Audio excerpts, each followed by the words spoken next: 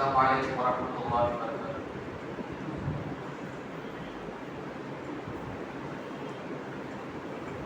الله أكبر الله أكبر الله أكبر الله أكبر أشهد أن لا إله إلا الله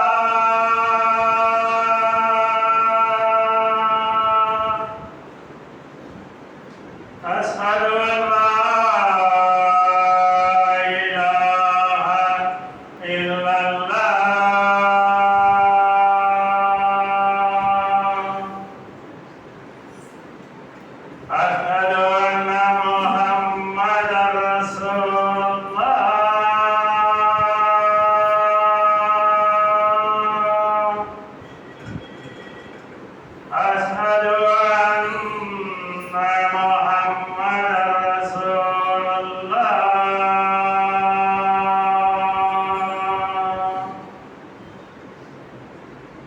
حي على الصلاة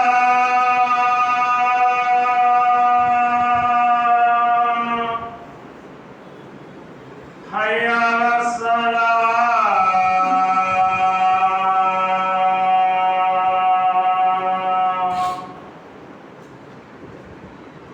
حي على الفلاح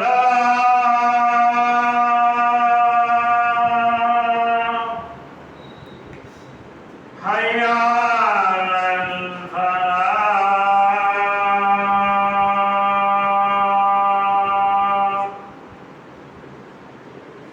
الله أكبر الله أكبر لا إله إلا الله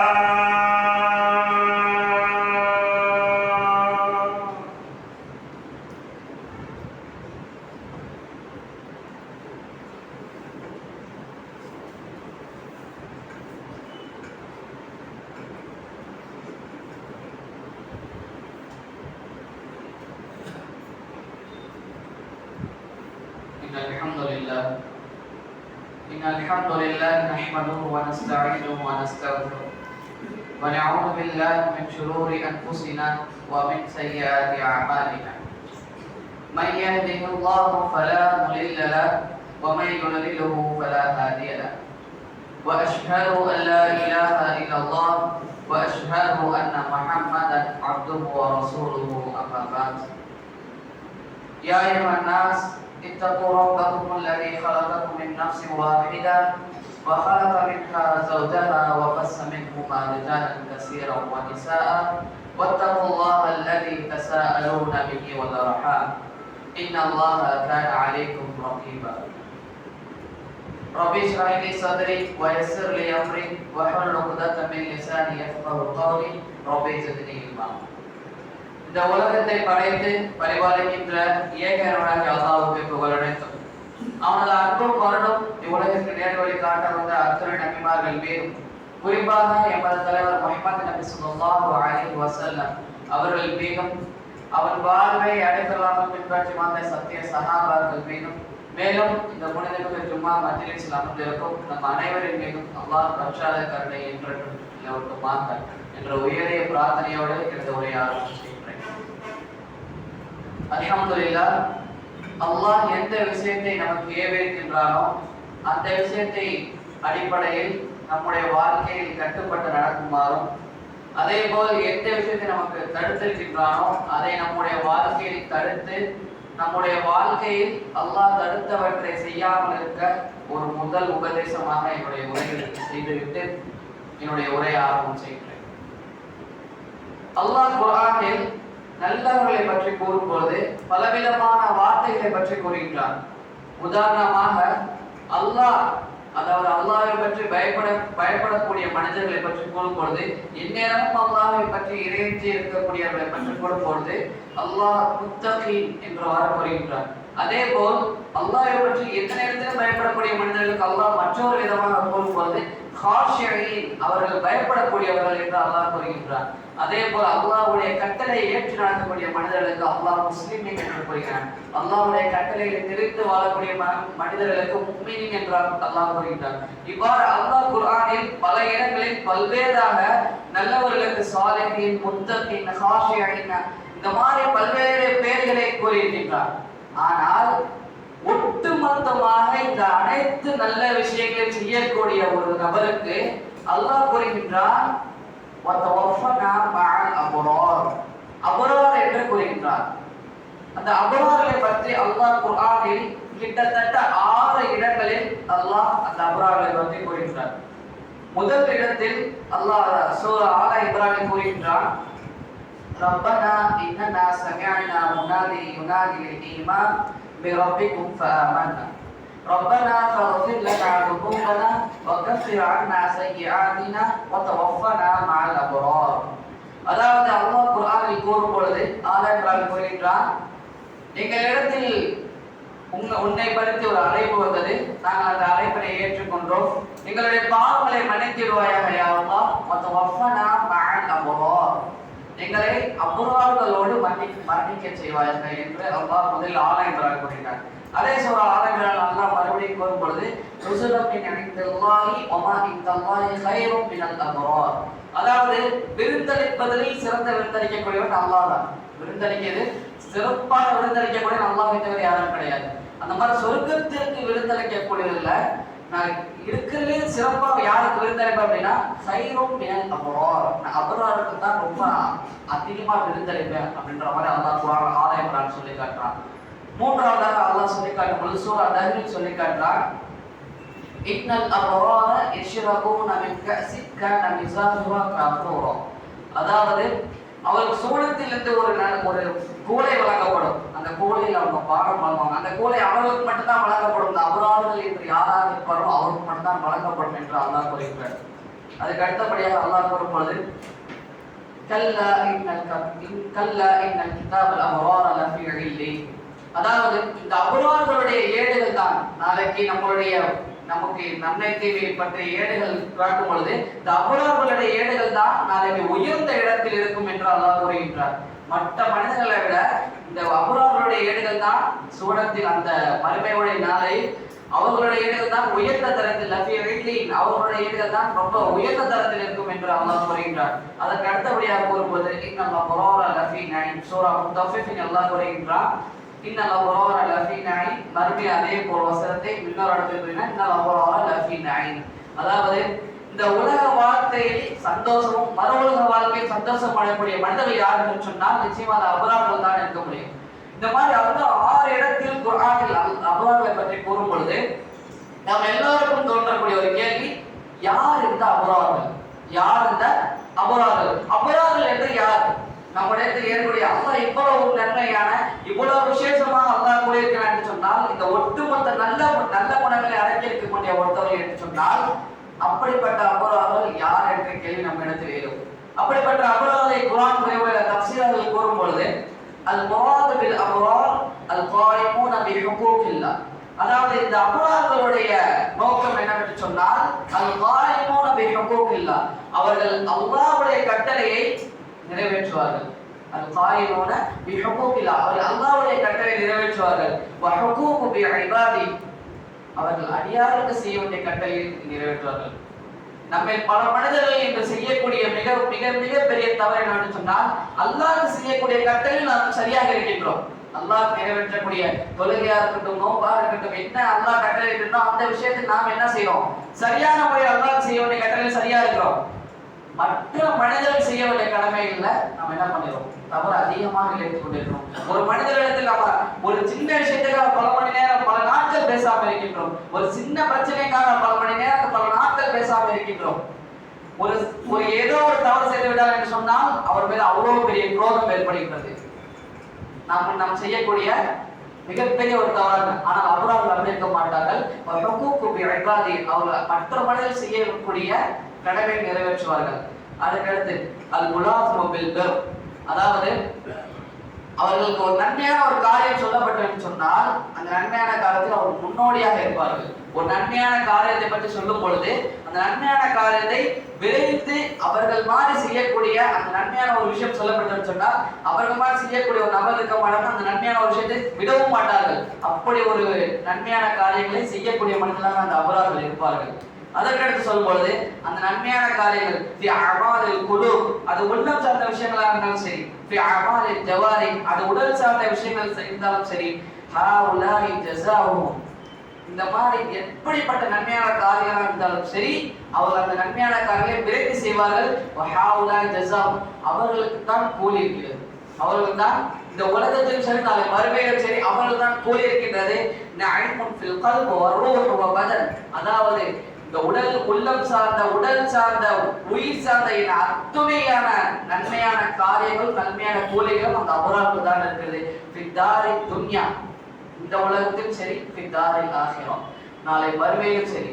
அப்போ அபரார்கள் என்று யார் என்று சொன்னால் அல்லாஹ்வுடைய கட்டளை பேணி மற்றவர்கள் செய்யக்கூடிய கடமைகளை பேணி வாழக்கூடியவர்கள். ஒரு நன்மையான காரியங்கள் சொல்லப்பட்டால் எது எந்த விதத்தில் இருந்தாலும் அந்த காரியங்கள் செய்யக்கூடிய மனிதர்களாக இருப்பார்கள்.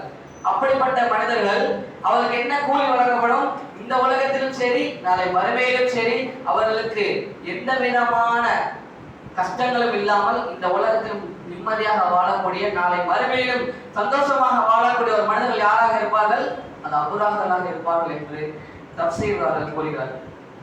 அல்லாஹ் குர்ஆனில் இந்த அபரார்களுடைய பண்புகளை பற்றி கூறும்போது அபரார்கள் என்று சொன்னாலே கிட்டத்தட்ட எல்லா விதமான நன்மைகளையும் அடக்கியவர். அந்த நம்முடைய வார்த்தை சொல்ல வேண்டும் சொன்னால் உச்சகட்ட நல்லவர் என்று சொல்லுவோம்ல, இவர மாதிரி ஒரு நல்லவர் இருக்க முடியாதுப்பா அப்படின்ற மாதிரி நம்மளுடைய வார்த்தையில சொல்லுவோம்ல, அப்படிங்கிறது தான் அரபில சொல்லுவாங்க அல்லாஹ் அபரார் அப்படின்ற மாதிரி சொல்லுவாங்க. அப்படிப்பட்ட அபரார்களாக இருந்தாலும் அல்லாஹ் குறிப்பாக ஒரு 3 பண்புகளை அல்லாஹ் குர்ஆனில் இட்டிருக்கின்றார். அந்த 3 பண்புகள் என்னன்னு சொன்னால்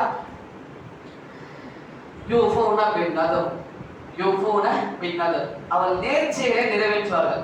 அதாவது நமக்கு ஏதோ ஒரு கஷ்டங்கள் ஏற்பட்டது, நமக்கு ஏதோ சோதனை ஏற்பட்டது என்று சொன்னால் அந்த கஷ்டங்கள் ஏற்பட்டவுடன் அவர்கள் என்ன செய்வாங்க சொன்னா அல்லாஹ்விடத்துல யாரா எனக்கு இந்த கஷ்டத்தை நீக்கி விட்டேன்னு சொன்னா நான் இந்த மாதிரி உனக்கு இத்தனை ஆடுகளை நான் உனக்காக குர்பானி கொடுக்குறேன், நான் இந்த விஷயத்தை நான் இத்தனை ஏழைகளுக்கு உணவு கொடுக்குறேன். இந்த மாதிரி பல விதமான நேர்ச்சிகள் நம்ம வாழ்க்கையை செய்கின்றோம். நேர்ச்சியை பற்றி நபி ஸல்லல்லாஹு அலைஹி வஸல்லம் கேட்கும் பொழுது ஒரு முறை ஒரு பெண் நபித்தோழி ஒருத்தர் வருவார். அவர் ரசூலாட்ட வருவாங்க. வரப்போ இந்த மாதிரி என்னுடைய அம்மா அவங்க வாழ்நாள்ல மரணிக்கிறதுக்கு முன்னாடி அவங்க இத்தனை பேருக்கு உணவு கொடுக்கணும், இத்தனை ஆட்டை அறுக்கணும், இவர் நோன்பு வைக்கணும்னு நேர்ச்சியை செஞ்சுட்டாங்க. நான் அதை என்ன பண்ணணும், அந்த நேர்ச்சியை நிறைவேற்றணுமா அப்படின்னு சொல்லி கேட்டாங்க. அப்ப ரசூலா சொன்னாங்க, உன்னுடைய தாயார் மற்ற சக மனிதர்கள் இடத்துல கடன் வாங்கினாங்கன்னா அது நிறைவேற்றீங்களா மாட்டீங்களா அப்படின்னு சொல்லிட்டு கேட்கிறப்போ கண்டிப்பா நிறைவேற்ற. அதே போலதான் இந்த நேர்ச்சியும், அதாவது நாம் எப்படி மற்ற மனிதர்களை சக மனிதர்களிடம் வாங்கக்கூடிய கடன் எவ்வாறோ அதே போல் நேர்ச்சி என்பது நம்ம அல்லாஹ்விடத்தில் வாங்கக்கூடிய கடன். அப்போ ஒரு மனிதன் இறந்தாலும் நம் நேர்ச்சிகளை எழுதி வைத்துக் கொள்ள வேண்டும். அந்த நேர்ச்சியை நிறைவேற்ற வேண்டியது ஒவ்வொரு மனிதனுடைய கடமையாக இருந்தது. அப்போ அந்த அபராதங்களுடைய பண்புகளை அல்லாஹ் பற்றி கூறும்போது அல்லாஹ் கூறுகிறார் அவருடைய முதல் பண்பு என்ன இருக்கிறது, அவர் நேர்ச்சியை நிறைவேற்றுவார்கள். அவர் எந்த விதத்திலும் அதற்கு பங்கு அதில் எந்த விதத்திலும் தடை வைக்க மாட்டார்கள். அவர்களுக்கு அந்த நேர்ச்சியாக இருக்கட்டும், அவர்களுக்கு அந்த நல்ல விஷயங்களாக இருக்கட்டும், எல்லா விஷயத்தையும் என்ன பண்ணான்னு சொன்னா அந்த விஷயங்களை சரியான முறை நிறைவேற்றுவர்களாக இருப்பார்கள். அதற்கடுத்து அல்லாஹ் கூறும்போது அதாவது நாளை மறுமையான நினைத்து அதிகமாக பயப்படக்கூடிய மனிதர்களாக அந்த அபரார்கள் இருப்பார்கள். அதாவது எந்த அளவுக்கு சொன்னா ஒரு உமர் அவர்களுடைய வாழ்க்கையில் உமர் அவர்களை சந்திக்க அவருடைய ஆட்சியில் இருக்கும் பொழுது ஒரு சிறிய நபித்தோழர் வந்துட்டு அவரை சந்திக்க ரொம்ப ஆசைப்படுறாரு. உமர் சந்திச்சு அவரை பார்க்கணும் பேசணும் அப்படின்ற ஒரு ஆசையில அவரை சந்திக்கணும்ன்ற ஒரு ஆசையில அவர் சந்திக்க நிறைய முயற்சி எடுக்கிறாரு. ஆனா அவரால் சந்திக்க முடியவே இல்லை.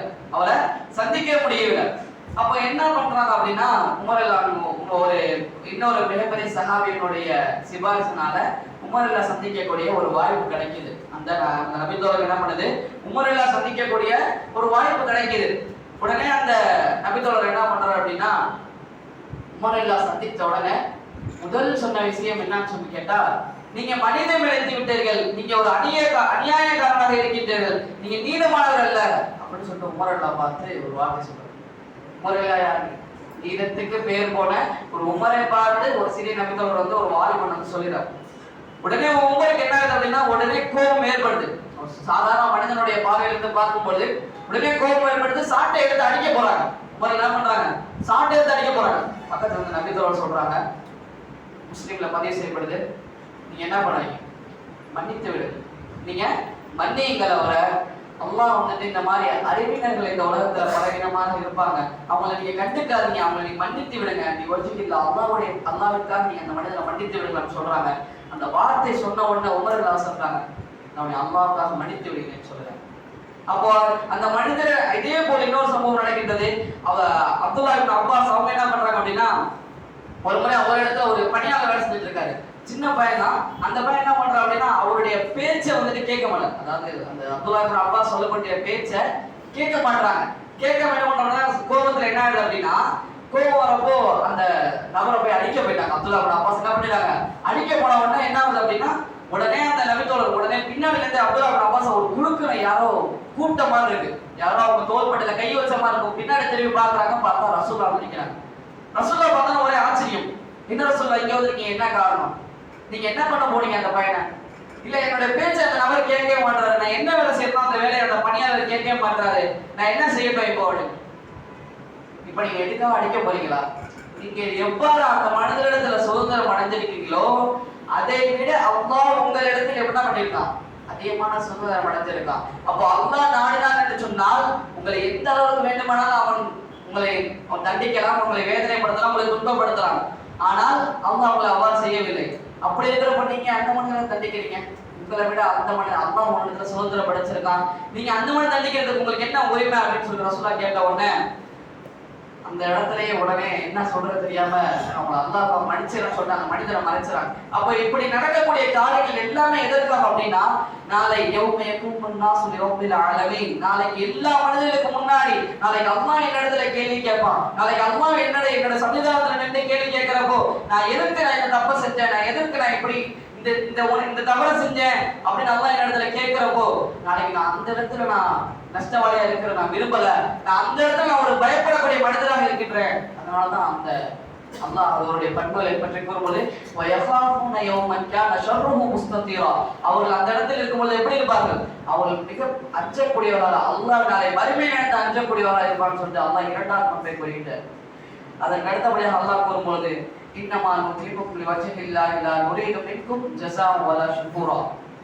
அதாவது இன்றைக்கு நம்ம பார்க்கிறோம் உதவிகளை அதிகமாக நாம் செய்கின்றோம். அதாவது அபூர்வங்களை பொறுத்தவரை எப்படின்னா உதவிகளை அதிகமாக செய்வாங்களாம். உதவிகளை அவங்க நினைச்ச அளவுக்கு அவங்களோட இருக்கிற பொருளாதாரத்தை மீறி அவங்க உதவி செய்வாங்க. அந்த அளவுக்கு அவங்க உதவி செய்யக்கூடிய மனிதர்களா இருப்பாங்க. ஆனா இந்த நம்ம இடத்துல இருக்கக்கூடிய குணம் என்னன்னு சொன்னா, நம்மள சில மனிதர்கள் இருக்கிறாங்க. எப்படின்னு சொன்னோம் அப்படின்னா, இந்த உதவி செய்வதை சொல்லி காட்டக்கூடிய மனிதர்களாக இருக்கின்றார். உதவி செய்வதை சொல்லி காட்டக்கூடிய மனிதர்களாக இருக்கின்றார். எப்படின்னு சொன்னா, ஒரு காலத்துல ஒரு மனிதர் இருப்பாரு. அவர் என்ன பண்ணாரு அப்படின்னா, இந்த மனிதர்கிட்ட உதவி வாங்கியிருப்பாரு. உதவி வாங்கிட்டு இப்போ கொஞ்சம் காலங்கள் கடந்து போய் அவருடைய தொழில அவர் கொஞ்சம் பெரிய ஆளா வளர்ந்த உடனே அவர் அந்த மனிதரை கிராஸ் பண்ணி போறப்போ அந்த மனிதரை கண்டுக்க மாட்டார். அந்த மனிதரை ஏதோ பார்க்காம போயிருப்பாரு. உடனே அந்த உதவி செய்த நபர் பக்கத்துல இருக்கக்கூடிய நபர்கிட்ட சொல்லுவாரு, பாத்தியா இந்த நபரை பாத்தியா, ஒரு காலத்துல என்னுடைய பொருளாதாரத்தின் மூலமா இந்த வளர்ந்த பையன், என்னுடைய பொருளாதாரத்தின் மூலமா நான் இந்த வளர்ந்த பையன், நான் கொடுத்து செல்வத்தால வளர்ந்த பையன். ஆனா என்ன பண்ண மாட்டான்? கண்டுக்க மாட்டான். என்ன கண்டுக்க மாட்டானே, என்ன மதிக்கவே மாட்டானே அப்படின்ற மாதிரி சொல்றான்.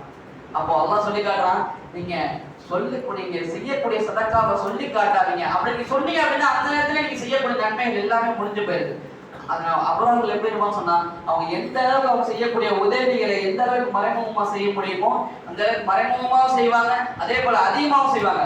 நமக்கு எல்லாருக்கும் தெரிந்த ஒரு சம்பவம் என்னோட சொன்னால், ஒரு குகையில மாட்டிக்கொண்ட ஒரு 3 நபர்கள், எல்லாருக்கும் அறிந்த ஒரு சம்பவம். இந்த நேரத்தில் நீங்க நினைவுபடுத்தக்கூடிய ஒரு விஷயமா இருக்கு. எப்படின்னு சொன்னா, அந்த மழை பெய்ந்திருக்கும் போது ஒரு 3 நபர்கள் குகையில மாட்டி அந்த பாறை அடைஞ்சிடும். இந்த பாறை அடைத்த உடனே அந்த எல்லா நபர்களும், அதாவது 2 நபர்கள் துவா கேட்பாங்க. விழுந்தாலும் அந்த 3ஆவது ஒரு நபர் துவா கேட்பாரு. அதுலதான் அந்த மொத்தமா அந்த பாறை ஃபுல்லா நகரும். அப்படி கேட்கிறப்ப அந்த 3ஆவது மனிதர் அந்த பிரார்த்தனை கேட்பாரு. என்னன்னு கேட்டா, அந்த நேரத்துல அந்த மனிதன் அந்த 3 அமல் தெரிஞ்சிடும். இப்படி பாறை மூடிடுச்சு, இந்த நேரத்துல யாராலையும் எங்களுக்கு உதவி செய்ய முடியாது, அல்லாஹ்வை தவிர எங்களுக்கு இந்த உலகத்துல எங்களை யாராலையும் உதவி செய்ய முடியாது அப்படின்னு எல்லா மனிதன் தெரிஞ்சவன அவங்க செய்த உதவி எல்லாம் சொல்லிக்காட்டி அந்த பாறை நாத்தை பார்ப்பாங்க. அப்ப அந்த 3வது மனிதர் அந்த துவா கேட்பாரு. என்னன்னு கேட்டா, யா அல்லாஹ், என்னிடத்துல ஒரு பணியாளர் வேலை செஞ்சுட்டு இருந்தாரு.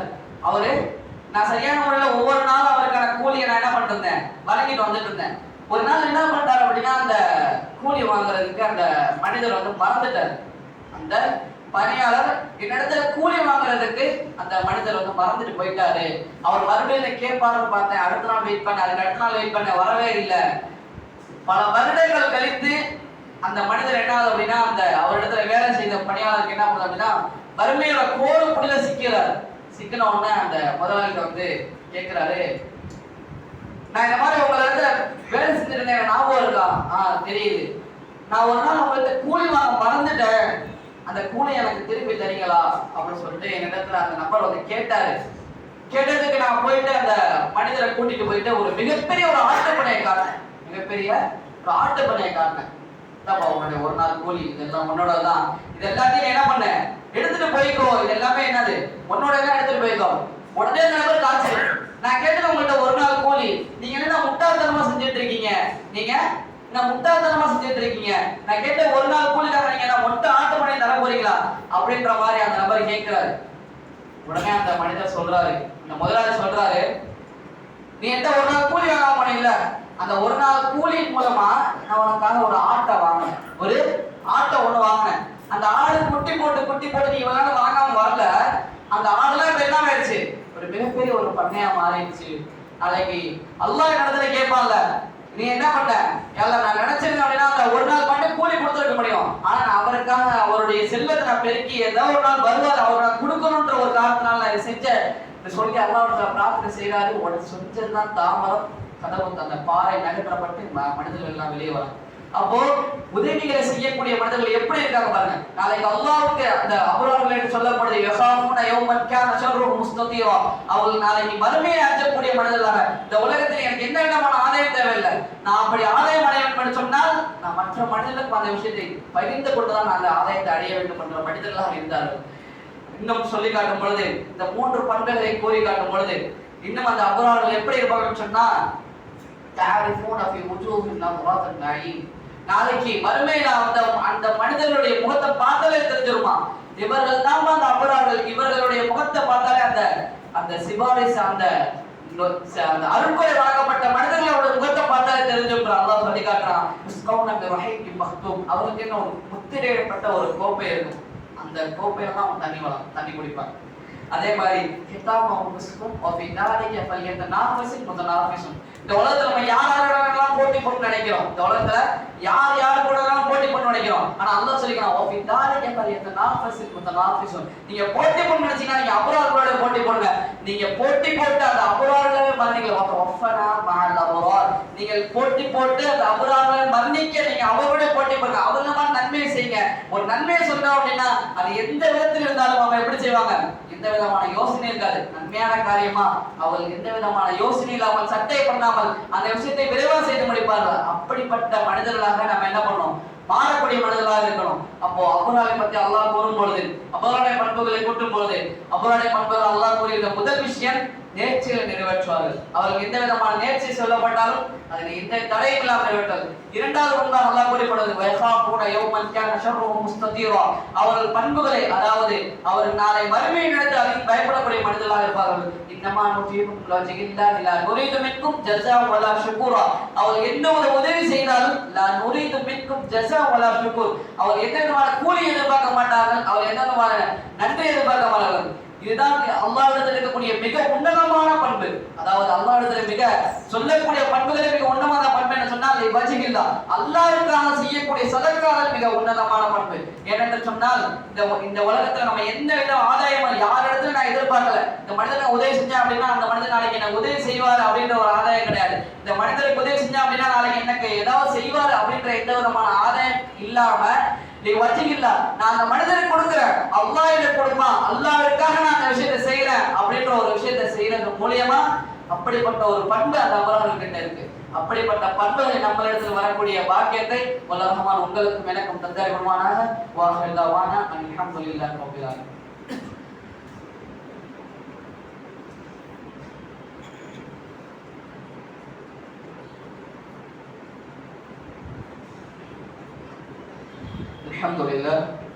அல்ஹம்துலில்லாஹி ரப்பில் ஆலமீன். அதாவது நம்ம அபரார்களை பற்றி முதல் உரையில் பார்த்தோம். அதாவது நம்ம சொல்லக்கூடிய கருத்துக்கள் என்னவென்று சொன்னால், நாம் என்ன நல்ல காரியம் செய்தாலும் நம்ம எவ்வளவு முயற்சி எடுத்து நான் இந்த விஷயத்தை நல்லது செய்யணும், நான் இந்த விஷயத்தை இவ்வளவு அதிகமா செய்யணும், நல்ல அமல்கள் அதிகமா செய்யணும் அப்படின்ற நம்முடைய வாழ்க்கையில முயற்சி எடுத்தாலும் அல்லாஹ்வுடைய உதவி இல்லாமல் நம்ம எந்த ஒரு நன்மையான காரியங்களை செய்து விட முடியாது.